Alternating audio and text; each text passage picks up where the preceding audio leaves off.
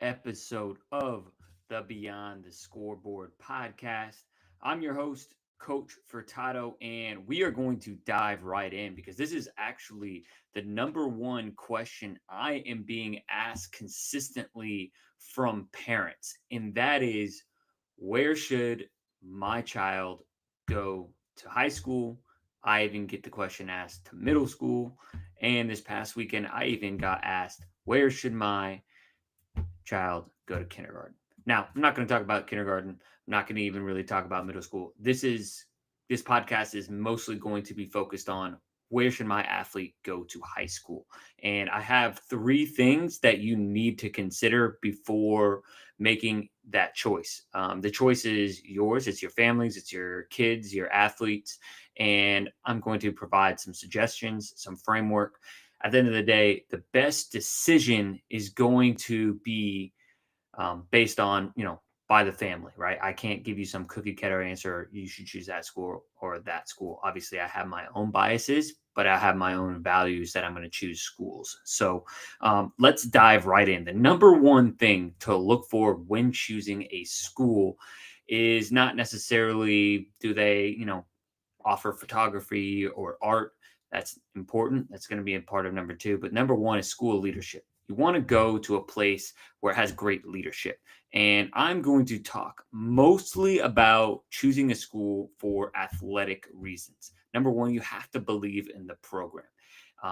Is the program organized, right? Does the coaching staff really care about athletes developing as more than just athletes, really just as human beings?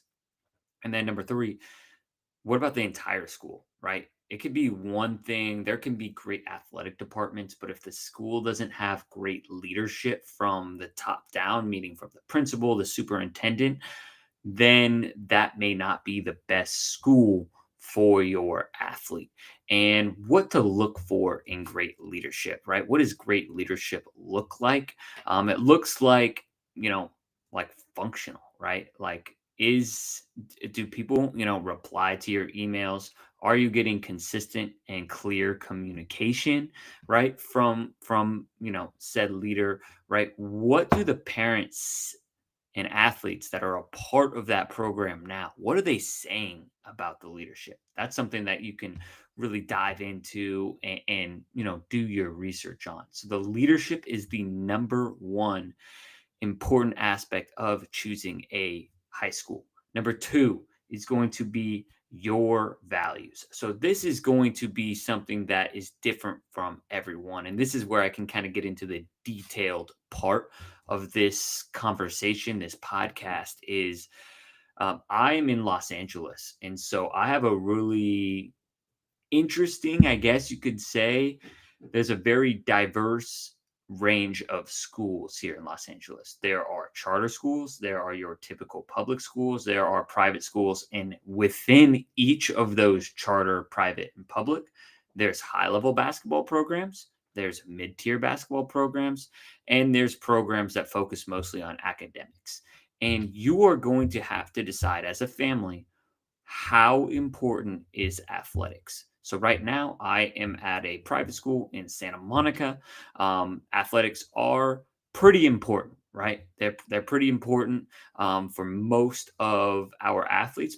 But at the same time, right, I have the high school I'm at has a high level of academic rigor, right? Which then, when that academic rigor is so high, that then becomes a high value. That's a part of the school. So if you really, as a family, value academics, then finding that high school that really values academics, right, and has an athletics program that supports that, right? Because in all honesty, not every school, right? I know they're supposed to be student athletes, right? Not every school is student athletes. There are some schools that are athlete students, right? That's not the school that I'm at. Now, with that being said, another thing to think about is how good is your athlete? How tall are they going to be? How athletic are they? If they are really athletic, right, they'll have more opportunities to play at more programs. If they are less athletic, they may be skilled, but less athletic.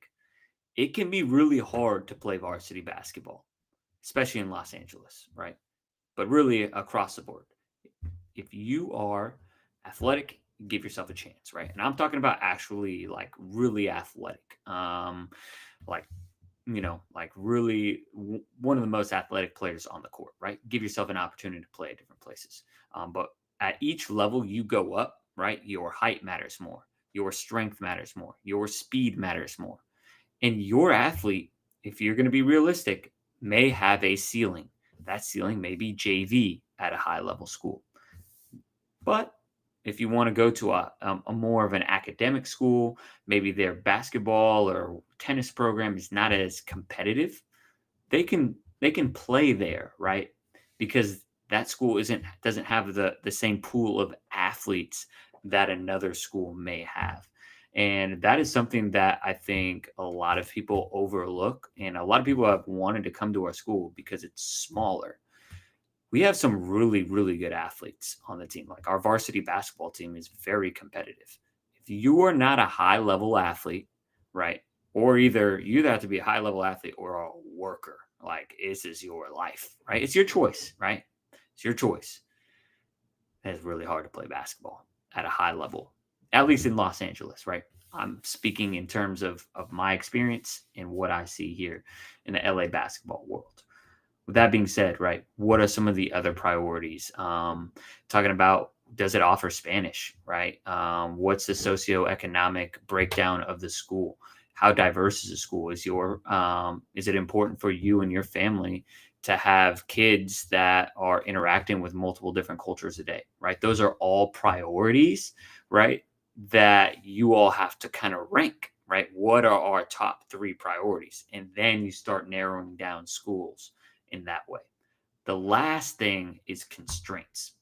Now, this is just the reality, and we kind of can talk about the constraints a little bit, building on right your athletes, athleticism and their height. But what is honestly more important is can you afford private school? Right? Is that an option, or does that school give out scholarships?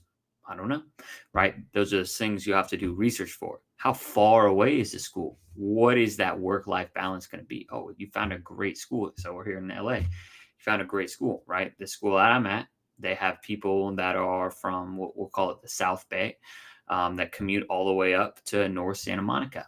That can be an hour drive each way. Is that something that you as a family want to do, right? That is a great question that you have to ask. Those are some of the constraints, right? Transportation and finances, and with charter schools, right? Are you going to be able to get into the lottery system, or however said charter school, lets kids in? Those are all different things that we can think about, and we have to think about as parents of athletes. And I don't even have a parent. This is just my perspective as a coach that I want to give you all to help you all make more informed decisions on where your athlete goes to high school. Because gone are the days where, like me, I went to one school, K-8, like a lot of people go through elementary, middle, then high. And then I went to one high school 4 years. What you're seeing now is, I am at a school where most of the varsity team are transfers. There are, I think, 2, maybe 3 kids on the varsity team that have been there since their freshman year. With that, right, understand that if you're at a competitive program, maybe you're one of the better freshmen, but by the time you become a junior, right, are you athletically developed enough to play varsity basketball? It's a real conversation that you have to have as a family, because it's really challenging, again, to play any varsity level sport at a high level. Right.